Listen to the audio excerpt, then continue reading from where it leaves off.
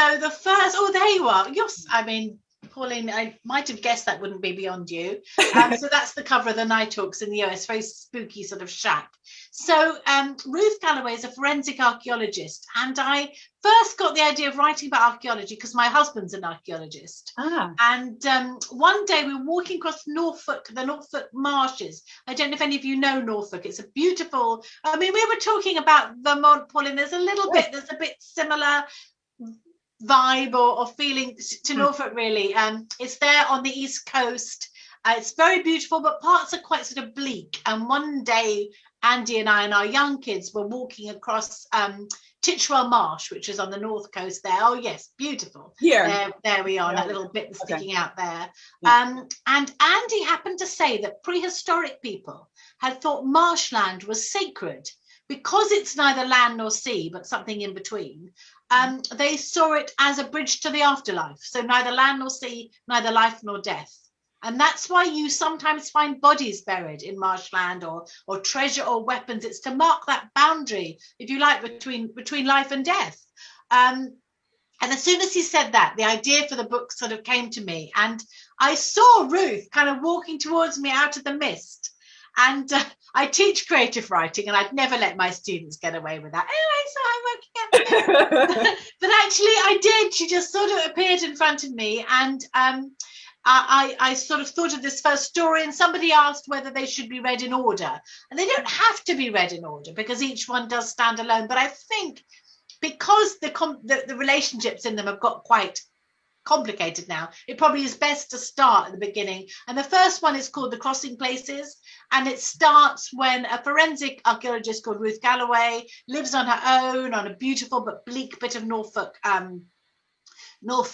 marshland. She teaches at a local university. She goes into work one day and finds a police officer waiting for her, and he's DCI Nelson, and he needs her help with some bones that have been found buried on marshland. And I knew from Andy, my husband, that archaeologists are often consulted when bones are found. So Ruth goes to look at these bones and knows immediately that they are 2,000 years old.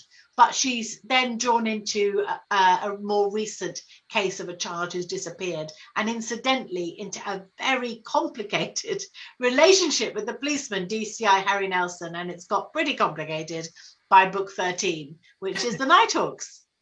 And what is your husband's specialty or period? It sounds like it might be England. No? Yes, it is an English prehistory. He's very snooty about anything after the Romans because in the Ruth books, obviously there are 13 books. I've been through lots of there's Bronze Age and Iron Age and Roman, but I've also had Victorian and Second World War archaeology. But anything after the Romans, he doesn't really want to know. But luckily, I have other advisors who've helped me on that. So yeah, he worked on a site called Boxgrove, which is in Sussex, where they found some very, very old Neolithic remains. And there's a Neolithic causewayed enclosure near us. It's actually older than Stonehenge, but it's nowhere near as, Andy would be horrified to hear me say that, but it's nowhere near as interesting because you can't really see any of it, but it's still very important. Wow, that sounds fascinating. I'd never heard about that, about marshland. That's really... Isn't it interesting? And it makes you, what I love about archaeology actually is it does make you look at landscape in a different way, and you see how certain landscapes were sort of special to prehistoric people. So yes. Yeah, and spiritual importance, which is, kind of different than kind of other focuses. Definitely, and some of those places are sort of still spiritually important places like Avebury and Stonehenge. Can understand why people go there, and recently my daughter's at university in Cornwall, and to drive her there you have to pass Stonehenge, and one day we made a very early start and we saw the sun rising over it, and you just thought, wow, that's why it's there, to see that, it felt very, very special.